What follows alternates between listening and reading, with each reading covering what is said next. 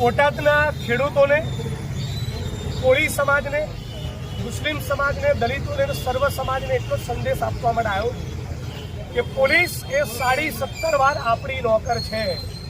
Police કે પોલીસના બાપથી કોઈ પણ નાગરિકોએ ડરવાની જરૂર નથી. આ દેશમાં આજે પણ ડૉક્ટર ભીમરાવ બાબા સાહેબ આંબેડકરનું સંવિધાન લાગુ છે. આરએસએસ અને બીજેપીના માણસો જ્યાં પણ પાવરમાં છે એ બહુ એમને ચરબી કૂદી રહી છે અને પોલીસ સત્તાનો બહુ મિસયુઝ કરી રહી છે. ખેડૂતોને પણ હળદળમાં માર્યા અને એની પૂર્વે 17 વર્ષના માઇનોર આર્યન નામના દીકરાને પણ બોટાદ પોલીસે પોલીસ ઇન્સ્પેક્ટરની નાકની દાંડી નીચે 9 દિવસ સુધી એ જીવન મરણ વચ્ચે ઝોલા ખાય એટલા અમાનવી રીતે એને માર્યો છે. આ કોઈ પણ સંજોગોમાં ગુજરાત કોંગ્રેસ અને હું ચલાવી લેવાના નથી. જે પણ લોકોને આરોપી બનાવ્યા છે એમાંથી 3 આરોપીઓની હજી બોટાદ પોલીસે ધરપકડ કરી નથી. હું માનું છું કે પોલીસ ઇન્સ્પેક્ટરને પણ આરોપી બનાવવા જોઈએ. હું પોલીસ ઇન્સ્પેક્ટર હોઉં અને મારી કચેરીમાં 9 દિવસ સુધી કોન્સ્ટેબલો 2-3 લોકોને મારતા હોય મને ખબર ના હોય એવું કઈ રીતે શક્ય બને?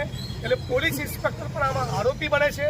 એની ભૂમિકાની પણ તપાસ થવી જોઈએ, એમને પણ આરોપી બનાવવા જોઈએ અને અટેમ્પ્ટ ટુ મર્ડર, હત્યાની કોશિશની કલમો હેઠળ એમની પણ ધરપકડ થવી જોઈએ એવી આપની સમક્ષ રજૂઆત કરું છું.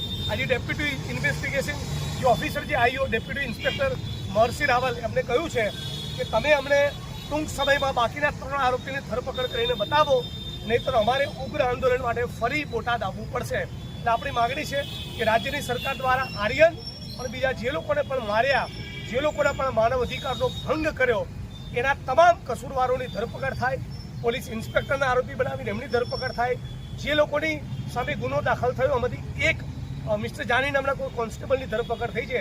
બાકીના 3 જે આરોપી છે એની તાબડતોબ ધરપકડ થવી જોઈએ અને રાત્રે 2 વાગે ઘરના દરવાજા ઉપર લાત મારીને પોલીસ પુરુષ કર્મીઓ મહિલાઓની સાથે બદતમીજી કરે, આ જે પોલીસ કર્મીઓ છે એમની ભૂમિકાની પણ તપાસ થવી જોઈએ. આ વિડીયોના માધ્યમથી સમગ્ર ગુજરાતના મુસ્લિમ સમાજને પણ કહેવા માંગુ છું કે તમે ગુજરાતના કોઈ પણ ખૂણે અત્યાચાર, અન્યાય, ટોર્ચરનો ભોગ બનતા હોય, પોલીસ દાદાગીરી કરતી હોય, તમે મારો સંપર્ક કરજો. હું અડધી રાતે તમારી વચ્ચે આવીને ઊભો રહીશ. બાકી ગુજરાતની ભાજપ સરકાર આરએસએસ કે પોલીસના બાપથી ડરવાનું નથી. આપણે બધા સાથે મળીને કાયદાનું શાસન ગુજરાતમાં રહે. આ ગુજરાત એ રવિશંકર મહારાજ, ઇન્દુલાલ યાજ્ઞિક અને ગાંધી અને સરદારનું ગુજરાત છે. એમાં 17 વર્ષના માસૂમ બાળકને ફક્ત એટલા માટે કે મુસ્લિમ છે તમે બેરહેમીપૂર્વક મારો, એના ધર્મ વિશે કોમેન્ટ કરો, એના ગુદા પાર્કમાં દંડો નાખી દેવાની વાત કરો, એની 70-75 વર્ષની દાદીને ધમકાવો.